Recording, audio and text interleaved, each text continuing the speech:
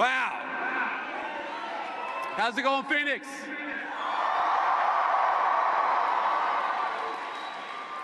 It's so good to be here with you all on this amazing day to close out an amazing AmericaFest 2025.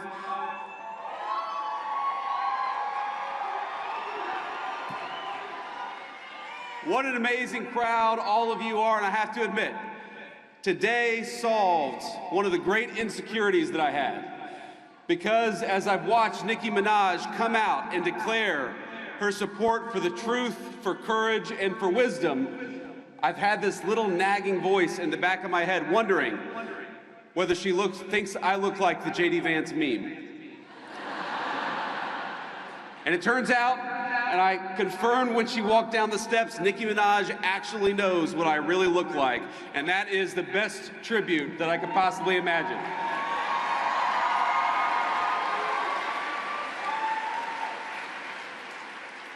I have to start off with a note of gratitude. Erica, I cannot thank you enough for your strength, your grace, and your kind words of support for this administration and for me personally.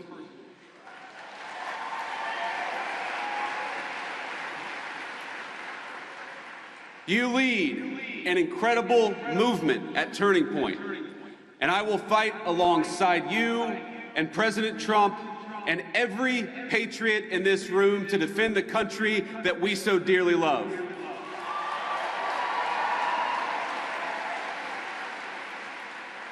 And when I say that I'm going to fight alongside of you, I mean all of you, each and every one. President Trump did not build the greatest coalition in politics by running his supporters through endless, self-defeating purity tests. He says, "Make America great again," because every American is invited.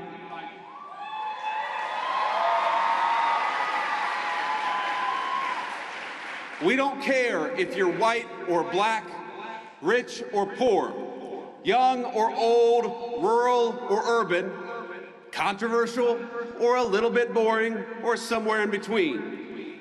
People of every faith come to our banner because they know that the America First movement will make their lives better, and they also know that the Democrats don't care about anything other than maybe transing their kids.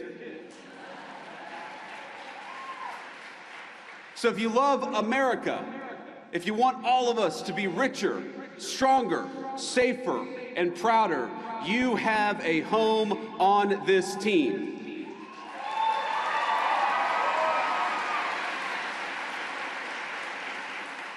I didn't bring a list of conservatives to denounce or to deplatform, and I don't really care if some people out there, I'm sure we'll have the fake news media, denounce me after this speech. But let me just say, the best way to honor Charlie is that none of us here should be doing something after Charlie's death that he himself refused to do in life. He invited all of us here.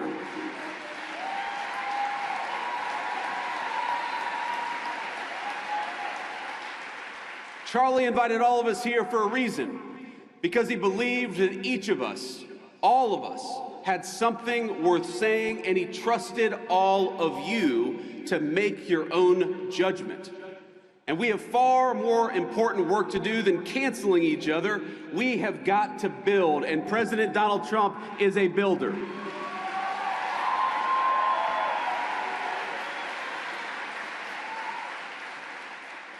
We're building a better country right now, and you have a rightful place in the success of your nation and the success of this movement. And we build by adding, by growing, not by tearing down. Charlie Kirk was a great builder too. He understood that any family can have its disagreements, its tough conversations. We can learn and improve and treat one another better. We can love each other despite the disagreement. But winning demands teamwork.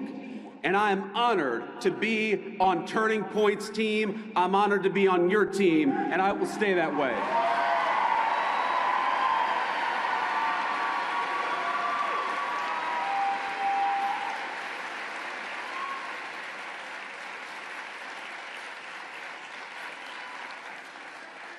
There's still so much important work to do, my friends. We're barely a year into this administration, not even a year into the administration.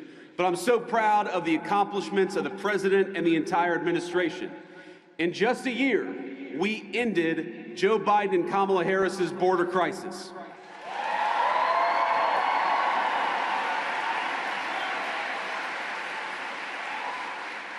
December marks 7 months straight of zero releases at the southern border.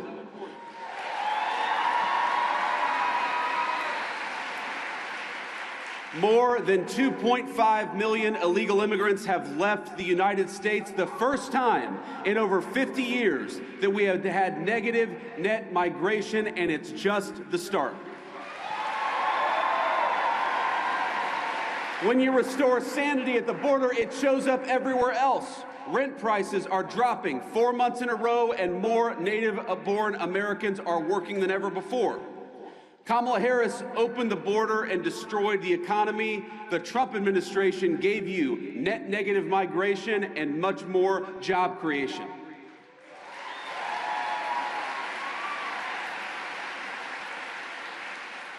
Real wages are finally growing. Inflation is half of what it was under Democrats. Gas prices are their lowest in years. And we have finally made it clear that in the United States, we believe in hard work and merit. Unlike the left, we stand against treating anybody, and I love what Nikki said about this. We don't treat anybody different because of their race or their sex. So we have relegated DEI to the dustbin of history, which is exactly where it belongs.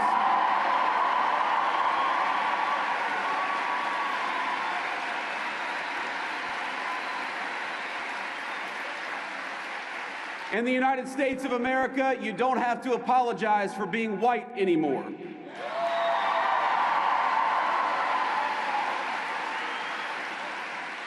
And if you're an Asian, you don't have to talk around your skin color when you're applying for college, because we judge people based on who they are, not on ethnicity and things they can't control.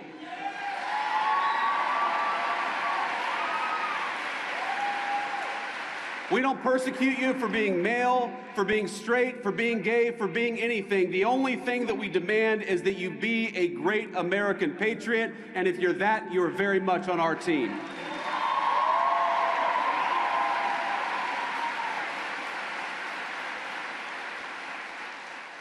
Just consider the contrast. Kamala Harris used the government to censor you. We're using, in the Trump administration, the government to protect your free speech, whether it's on college campuses or in the digital marketplace of ideas.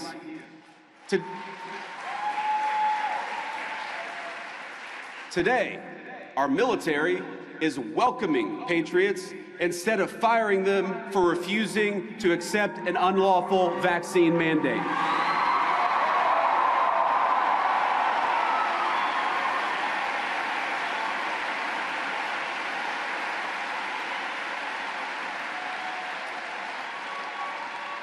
And to honor Charlie, but also to honor all of you, we're working to end the scourge of left-wing violence in the United States of America. We're going after the far-left crime networks, but we're also going after the monsters that fund them. We don't just want to go after the Antifa member who threw a brick at an ICE agent. We want to know who bought the brick, and we're going to prosecute them too.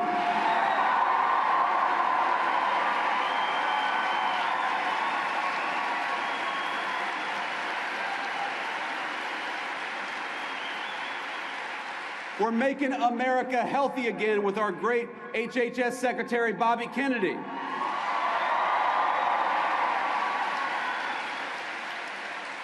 We're bringing drug prices down and purging our food supply of the poison that had built up over a generation.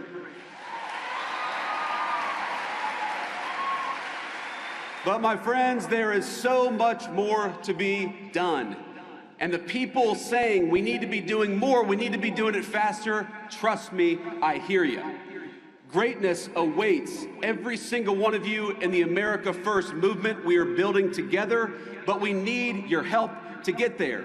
Do you want more prosecutions? Great. So do we.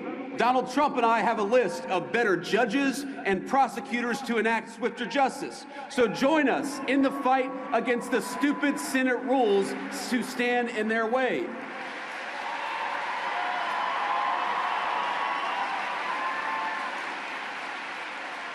Do you want faster deportations?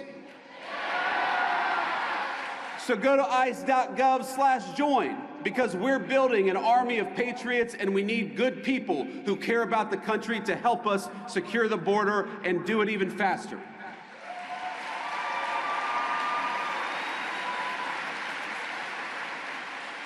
Do you want rents to keep dropping and wages to keep rising as they have over the last few months? Then mobilize with us. Don't hand power back to the people who tanked the economy in the first place. Join the America First movement, and you will always have a place on our great team.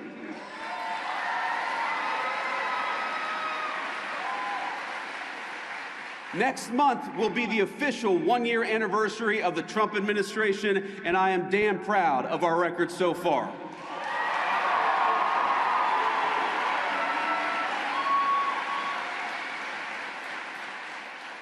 Now, the Democrats are already talking about 2028, and it looks like they're going to nominate a California liberal who's presided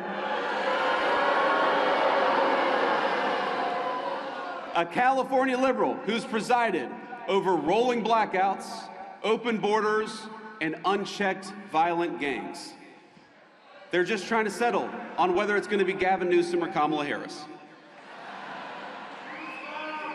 And in the meantime, what are the Democrats offering you in the meantime? I got to say, ladies and gentlemen, they are not sending their best.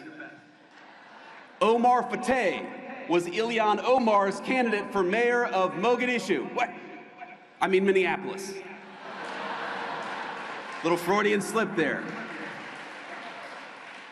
The candidate for Senate in Maine for the Democrats calls me a Nazi, which is rich coming from a guy who literally has a Nazi tattoo on his chest. And Jasmine Crockett. Oh, Jasmine Crockett. The record speaks for itself. She wants to be a senator, though her street girl persona is about as real as her nails.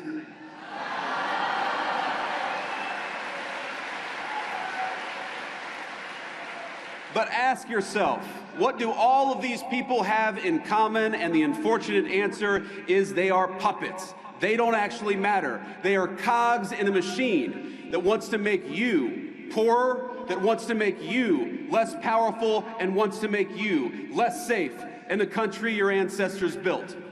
And while President Trump and I are doing everything we can to break that machine, the left is still there, my friends, and they are still very powerful. Don't delude yourselves. It's the activist groups who want to poison your kids with hormone replacement therapy and toxins in your water supply. It's the corporate boardrooms pushing diversity quotas while whining about the fact that Donald Trump won't let them ship American jobs overseas anymore, and boo-hoo to that. It's the rogue district judges who issued nationwide injunctions every time the president lifts a finger. It's the Soros DAs who cheered on as their cities burned. What unites them? They win when our country loses. They get rich when you get poorer. They hire the illegals that they bring in to take your jobs. They drink fine wine in the countries they ship your jobs to. They censor you because they'd rather destroy the Constitution than risk losing an argument. They bring in millions of voters because they know they can't win the argument with the people who are already here. And you know what else unites them? We are going to kick their ass next November and every year after that.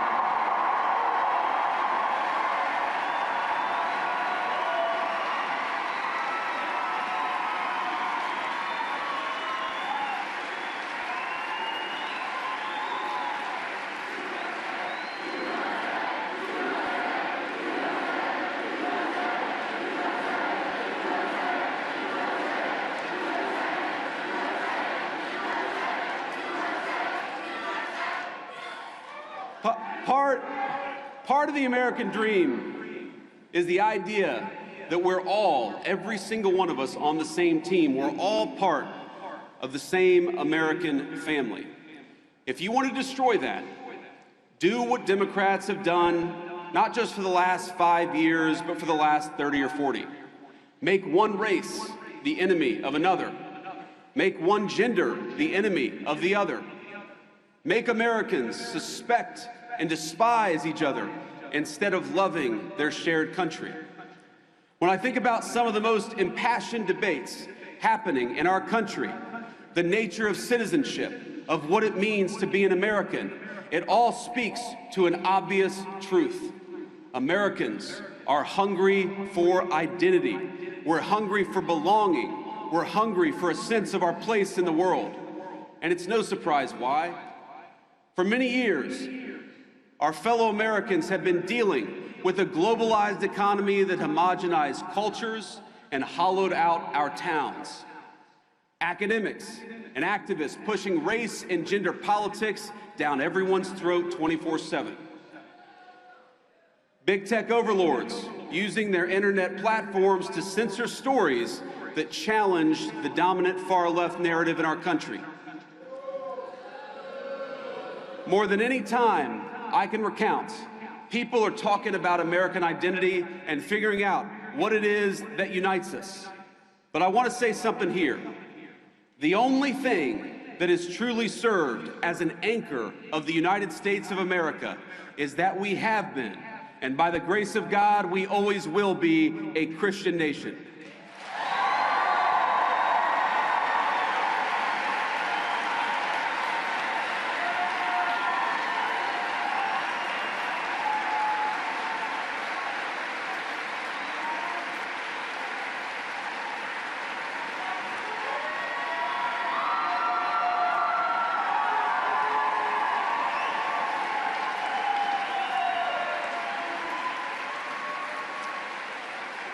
Now, I want to be explicit because, of course, the fake news media will twist everything that I say. I'm not saying you feel about them the same way I do. I'm not saying you have to be a Christian to be an American. I'm saying something simpler and truer. Christianity is America's creed. The shared moral language from the Revolution to the Civil War and beyond. Across that history, our country's major debates have always centered on how we could best as a people please God. That creed, think about it. That creed motivated our understanding of natural law and rights, our sense of duty to one's neighbor, the conviction that the strong must protect the weak, and the belief in individual conscience. Even our famously American idea of religious liberty is a Christian concept. Because we're all creatures of God, we must respect each individual's pathway to that God. But over the last 50 years, there has been a singular focus, a war that has been waged on Christians and Christianity in the United States of America. And let me say, of all the wars that Donald Trump has ended, that is the one we're proudest of.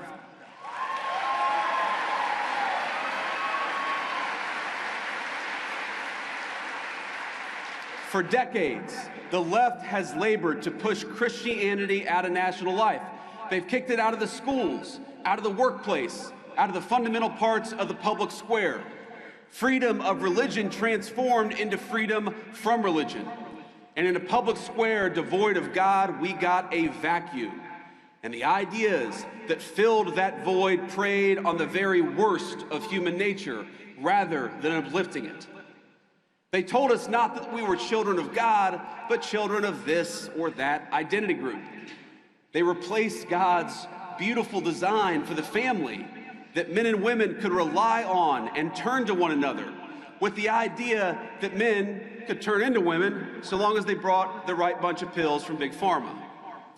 They had all the religious fervor of a zealous convert without any of the grace or forgiveness of a true Christian. Scripture tells us, By your fruits ye shall know them. And we might ask, what are the fruits of these people and their principles? And the answer is a man named Tyler Robinson who killed my friend.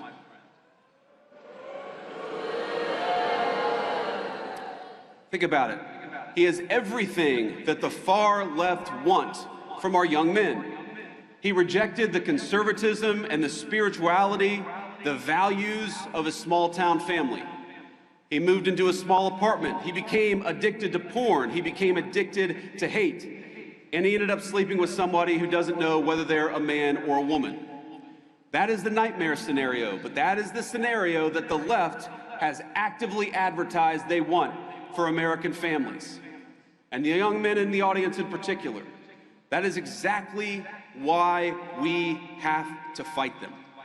Because the fruits of true Christianity are men like Charlie Kirk.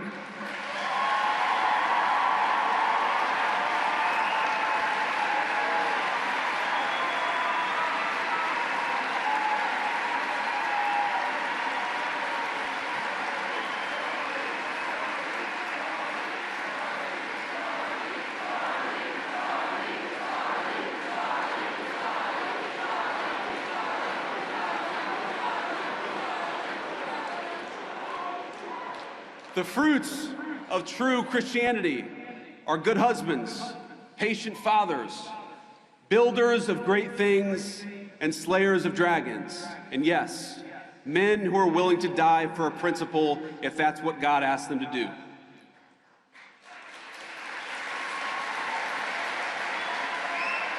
Because so many of us recognize that it is better to die a patriot than live a coward.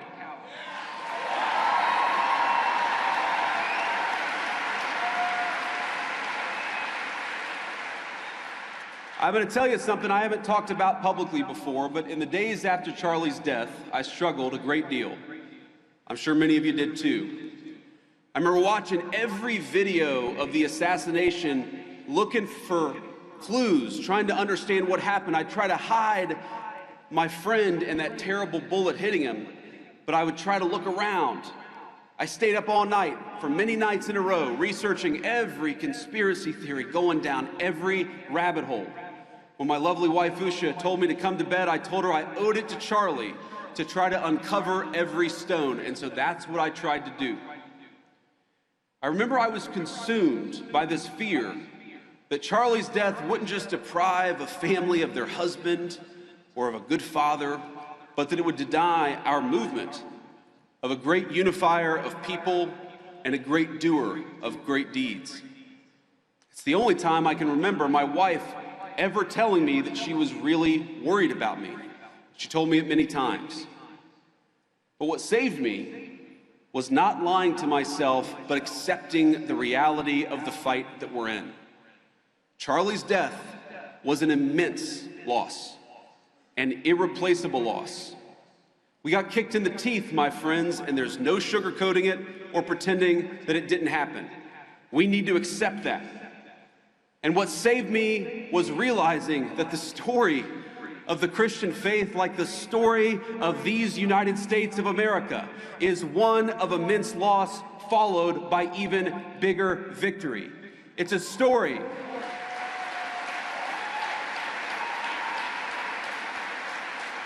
It's a story of very dark nights followed by very bright dawns. What saved me was remembering the inherent goodness of God and that His grace overflows when we least expect it. Not long ago, I spent time at a Christian men's ministry just a couple of weeks ago. And here's what they do. They take men who struggle with addiction or homelessness and they help them get back on their feet. They feed them, they clothe them, they give them shelter and financial advice. They live out the very best part of Christ's commission. Now afterwards, I had lunch with 4 of these men. It was a couple of white guys, a Hispanic guy, and a black man. They had all struggled in their unique ways. Some had lost contact with their family, some of them for a very long time. Others were desperate to rebuild relationships with their kids so that they could see them on Christmas. But all of them were back on their feet. And what saved them? It wasn't racial commonality or grievance. It wasn't some philosophical jargon. It wasn't a DEI prep course, and it wasn't a welfare check. It was the fact that a carpenter died 2,000 years ago and changed the world in the process.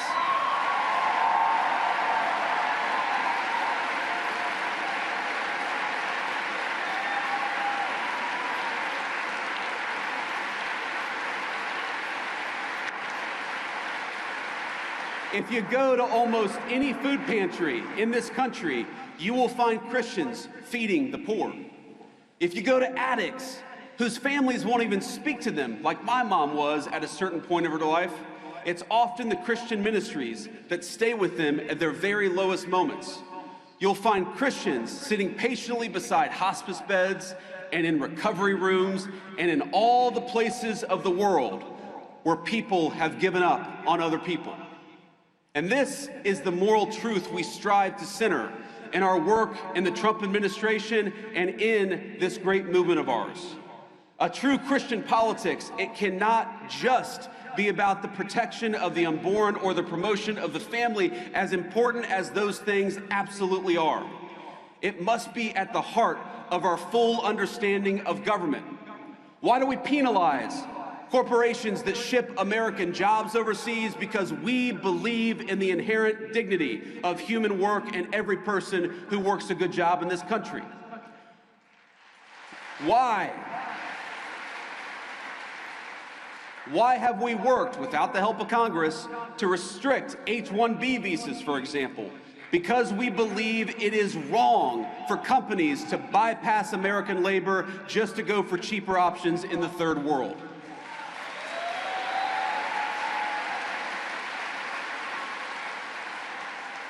We help older Americans in retirement, including by ending taxes on Social Security, because we believe in honoring your father and mother rather than shipping all of their money off to Ukraine.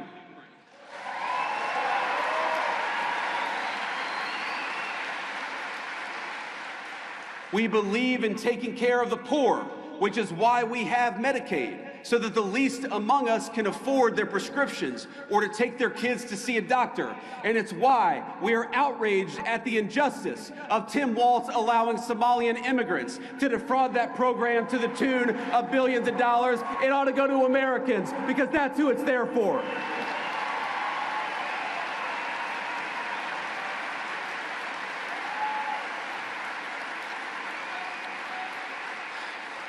Now, I want to close, my friends, but I have heard you. I know that some of you are impatient at the pace of progress, and my response to that is good. Be impatient. Use that desire for justice for your country as fuel to get involved in this movement in a bigger and better and more powerful way. I know some of you are discouraged by the infighting over any number of issues. Don't be discouraged.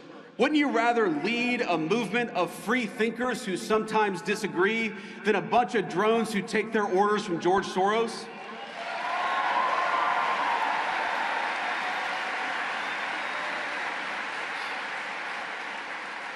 And I know many of you miss our dear friend Charlie Kirk. So do I. I miss his optimism. I miss his energy. I miss the phone calls where we'd strategize about how to get this or that GOP congressman to get off their ass and do something.